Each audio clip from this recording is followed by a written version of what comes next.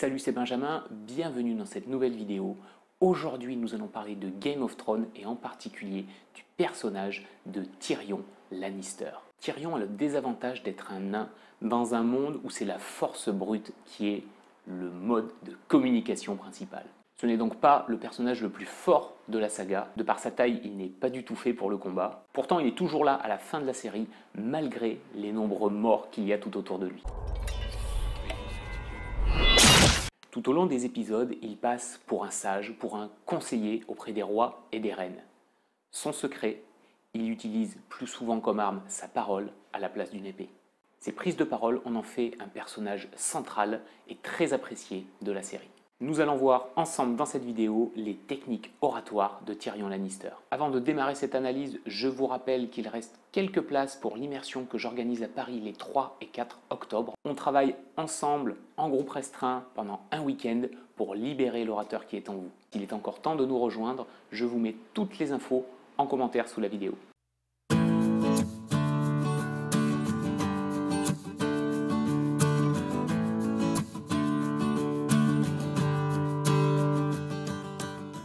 Vous l'avez sûrement remarqué, on n'a pas tous la stature, la carrure d'un Barack Obama, d'un Anthony Robbins.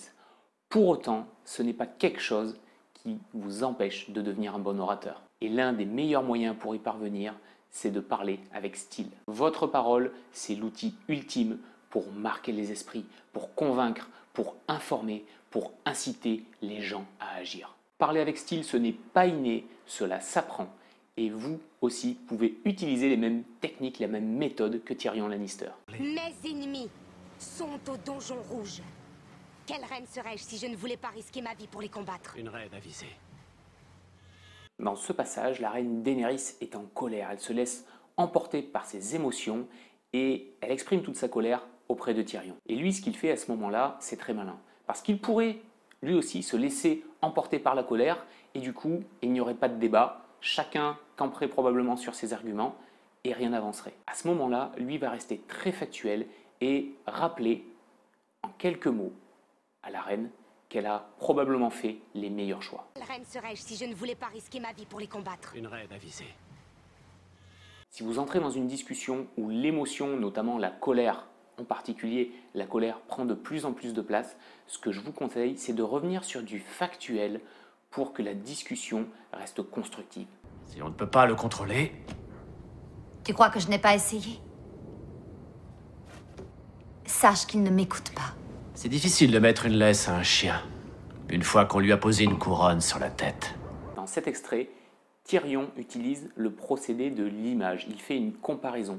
Il image le message qu'il veut faire passer. Il fait la comparaison entre le roi et un chien. Utiliser une image, c'est un très bon moyen quand vous voulez faire comprendre quelque chose aux gens. Utiliser une analogie, une métaphore, c'est ce qui permet à ceux qui vous écoutent d'assimiler, de comprendre beaucoup plus facilement et beaucoup plus rapidement le message que vous voulez passer. C'est difficile de mettre une laisse à un chien, une fois qu'on lui a posé une couronne sur la tête. Cette comparaison peut même être vue comme une punchline parce que c'est une phrase relativement courte qui peut être réutilisée dans des situations différentes mais qui reste très forte. Une punchline, c'est une image forte condensée dans une phrase assez courte et qui a beaucoup d'impact. Nous allons maintenant analyser un moment extrêmement particulier, extrêmement important qu'a vécu Tyrion lorsqu'il a été accusé du meurtre du roi le plus moche de Game of Thrones.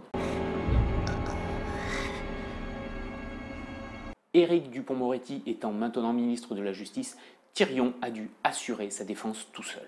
Si on vous proposait un poste de ministre de la Justice, vous l'accepteriez? Sûr? Ah oui, sûr. Vous voulez que je vous le signe? Oui, père, je suis coupable. Coupable.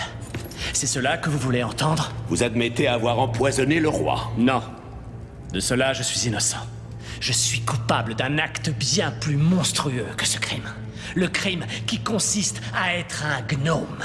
Tyrion comprend très rapidement qu'il va être un bouc émissaire et qu'il n'a donc aucune chance de gagner loyalement ce procès. Et vous voyez que contrairement à ce que je vous disais juste avant, ici Tyrion se laisse complètement envahir, déborder, il laisse exploser ses émotions et en particulier une très forte colère. Je ne l'ai pas tué. Je n'ai pas assassiné Geoffrey, mais j'aurais bien aimé l'avoir fait. Voir votre bâtard vicieux crever m'a procuré plus de plaisir qu'un millier de catins par jour. Et à ce moment-là, il sait qu'il est cuit, il sait qu'il va être condamné à mort. Parce que dans leur bled, il n'y a pas de bracelet électronique. Oh oui, j'aimerais être ce monstre que vous voyez en moi. J'aimerais avoir assez de poison pour cette meute que vous êtes. Je donnerais avec joie ma vie pour vous voir tous en ingurgité. Sœur Mérine, escortez le prisonnier jusqu'à sa cellule. C'est l'un des rares passages où Tyrion déverse toute sa haine. Il se laisse complètement déborder par ses émotions, ce qui lui arrive extrêmement rarement lorsqu'il s'exprime. Alors pourquoi fait-il ça? Sachant qu'il est condamné, il va exprimer tout ce qu'il a au fond de lui, il va se libérer de ce poids qu'il traîne depuis de nombreux épisodes. Et une fois qu'il en a terminé, il se dirige vers ça. Il n'est pas question que l'on prenne ma vie pour le meurtre de Geoffrey. Je sais qu'ici justice ne sera pas rendue, donc je laisse les dieux décider de mon destin. Je demande une ordalie par combat. Bon, une ordalie par combat, c'est pas grand-chose, hein. C'est quand tu demandes à quelqu'un de se battre en duel à mort pour sauver tes biches. Ce qu'il a fait, c'est qu'il a depuis longtemps préparé sa conclusion, préparé la fin de son intervention. Et c'est ça qui va le sauver d'une mise à mort directe. On a donc l'impression qu'il arrive à l'arrache, qu'il n'est pas préparé. En fait, c'est tout l'inverse. Depuis le début, il a un plan. Et c'est exactement la même chose pour vous. Chaque fois que vous prenez la parole, vous devez avoir un plan. Vous devez savoir où votre prise de parole va vous emmener. Quel est son but et vers quelle conclusion vous allez aller. Je dis souvent qu'une prise de parole réussie est une prise de parole préparée.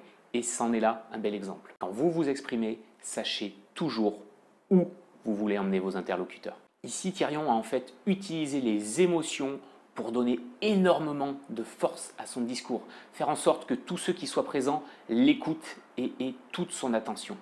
Mais il le fait dans un seul but, les emmener vers sa conclusion. Alors peut-être que je vous conseillerais de mettre un petit peu moins d'emphase, un petit peu moins d'énergie dans la vraie vie.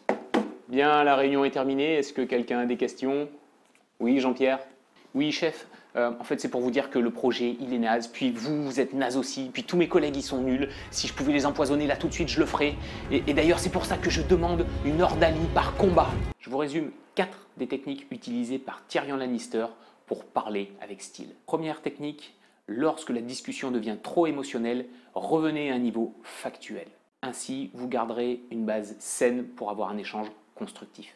Deuxième technique, pensez à utiliser des images, des analogies, des métaphores pour rendre votre message plus clair pour ceux qui vous écoutent. Cette comparaison, vous pouvez même la transformer en punchline. J'en ai moi quelques-unes que je me suis créées pour mon activité. Je les ai même distillées déjà au sein de cette vidéo. La première, je dis régulièrement qu'une prise de parole réussie est une prise de parole préparée. La seconde, je l'ai utilisée quand je vous ai parlé de mon week-end d'immersion qui va avoir lieu au mois d'octobre à Paris, où je vous ai dit que vous allez libérer l'orateur qui est en vous.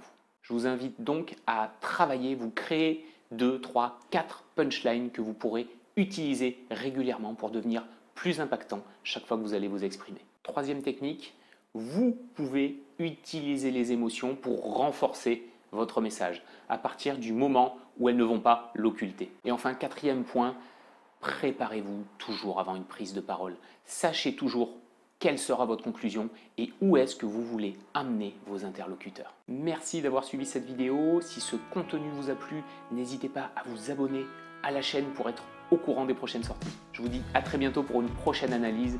Ciao!